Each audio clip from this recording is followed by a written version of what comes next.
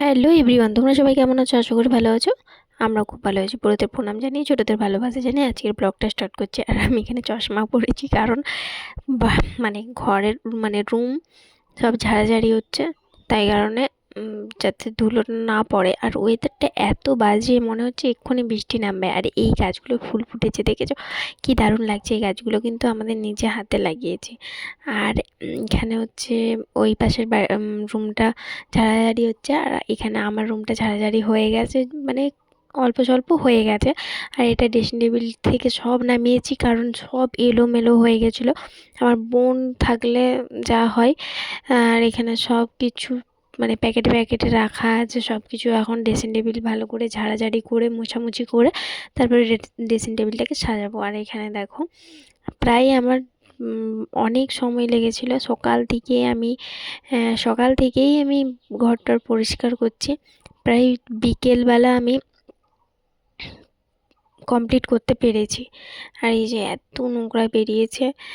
আর এইখানে এখনও পর্যন্ত মানে রুম ঝাড়াঝাড়ি হয়নি, তো আমি ছেড়ে দিয়ে চলে এসেছি। একটু বাজার বেরিয়েছিলাম আমি, আমার বোন। আর আমার বোনের পরীক্ষা শেষ হয়ে গেছে, তাই জন্য আমার বোনকে নিয়ে একটু ঘুরতে বেরিয়েছিলাম। আর এইখানে হচ্ছে আমরা মোমো খেয়ে তারপরে চলে এসেছি এখানে কফি খেতে। আর কি বলবো, বিয়ের ডিসিশন চলছে এখানে, ওদের দুজনের বিয়ের আমি প্ল্যান করছি। সবকিছু শাড়ির প্ল্যানিং মতনই হবে বলো। হ্যাঁ, আমারই প্ল্যানটা হবে। আমরা এখন কফি খেতে চলেছি। তুমি কি খাবে? তোমায় কে খাওয়াবে? আমি আমার শালিকে খাওয়াবো। না না, খাওয়াবো, রাত করতে নাই। এক্ষুনি 6টা পকোড়া খেয়ে দিয়ে আসছে আবার, মানে ব্যবহারটা ভাবো তাহলে। সব চিকেনগুলো মানে তুমি খেয়ে নিয়েছো, আর কেউ কি খাবে না? জীবনটা শেষ। আমার শালি কি বলছে? ওর পিছনে খাইয়ে খাইয়ে আমার দিদির পকেটটা একদম খালি হয়ে যাবে, জীবনটা শেষ করে দিলে ছাড়া। আমার শালি আমাকে বুঝতে পারছে, আমার বউ আমাকে বুঝতে পারছে। একই শরীরটা এইটুকু, লোক দেখলে মানে তারপরে কফিটা চলে এসেছে। আর হচ্ছে এই যে আমার বোনের কফিটা নিয়ে নিল। আর আমি চা বেশি পছন্দ করি না, কিন্তু আমার বোন চা প্রচুর পছন্দ করে।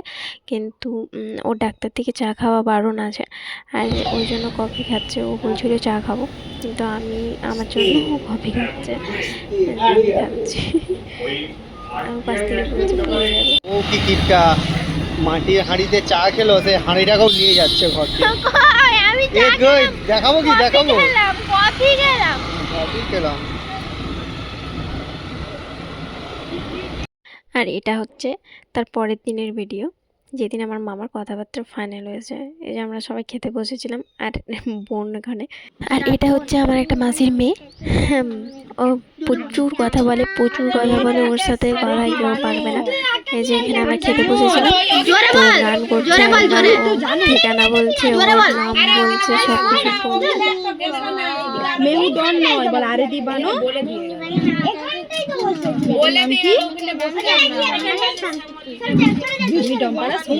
আর মেহুডন গানটা কর।